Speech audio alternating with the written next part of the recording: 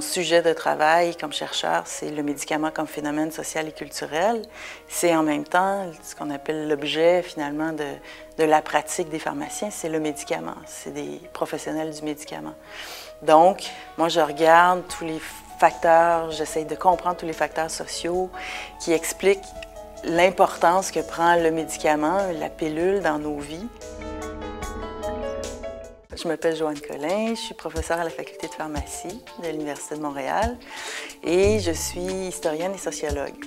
Donc, j'enseigne l'histoire et la sociologie de la santé à des futurs pharmaciens.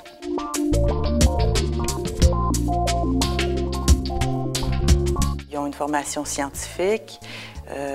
Pour eux, c'est sûr que ce qui est important, c'est d'être compétents dans leur domaine, donc d'apprendre la pharmacologie, la pharmacothérapie, etc. Et moi, il faut que je leur fasse comprendre qu'il y a des dimensions humaines dans leur métier qu'il faut aussi maîtriser, parce que si ils ne maîtrisent pas ces relations humaines-là, ces dimensions humaines-là, en fait, ils auront beau être absolument, profondément, totalement compétents, ça ne va pas bien fonctionner. Donc, il faut qu'ils comprennent les valeurs, par exemple, qui orientent les pratiques de santé de leurs patients pour que leurs patients les écoutent quand ils leur donnent des conseils, etc. Ce genre de choses-là.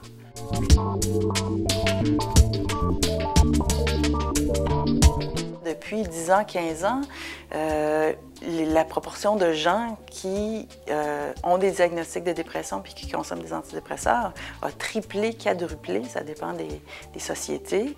Le Québec, le Canada, c'est comme toutes les sociétés occidentales, c'est vraiment un mouvement à la hausse. Donc, qu'est-ce qui se passe? Est-ce qu'il y a une épidémie de dépression? Est-ce qu'on est dans une société qui demande tellement aux individus de performance, donc de performer, d'être bon, d'être autonome, etc., que ça crée des dépressions? Est-ce que c'est parce qu'on a un seuil de tolérance plus bas par rapport à la souffrance psychique, puis que dès qu'on se sent un peu inconfortable ou triste, on pense qu'on est en dépression? Qu'est-ce qui se passe, tu sais? Et donc, c'est important de comprendre ces phénomènes sociaux-là.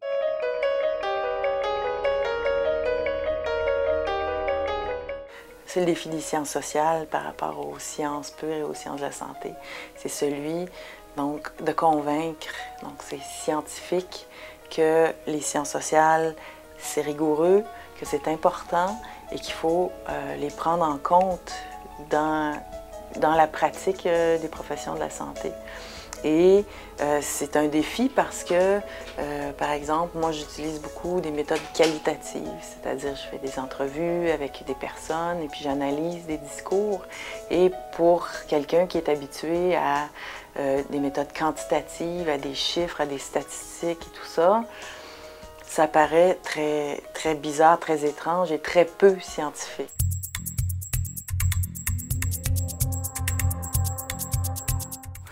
Ce que je trouve le plus intéressant, c'est l'interdisciplinarité. C'est quand j'ai des personnes autour de moi qui ont des bagages différents.